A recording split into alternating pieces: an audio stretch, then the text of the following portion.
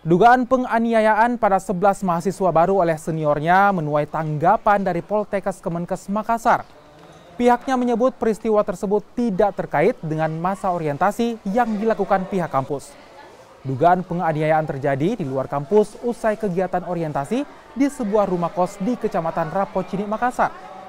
Pelaku utama diketahui tidak tercatat sebagai mahasiswa karena sudah di drop out, sementara dua lainnya tercatat sebagai mahasiswa tingkat akhir. Pihak kampus akan menindak tegas mahasiswa yang terlibat jika terbukti melakukan penganiayaan dari hasil penyelidikan kepolisian. Mahasiswa kami ada dijemput oleh senior di luar kampus, ditunggu di depan pintu gerbang, kemudian selanjutnya dibawa ke satu tempat rumah kos. Dan pelakunya itu, Pak, pelaku utama adalah mahasiswa yang kami sudah DO dari kampus. Ya, kemudian selanjutnya memang ada mahasiswa kami yang terlibat, tetapi ini kan sudah ditangani oleh pihak kepolisian, Pak.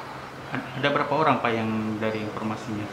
Yang kami dapatkan dari pihak polisi itu ada 3 orang yang aktif, tetapi ada 2 orang yang sedang dalam pencarian.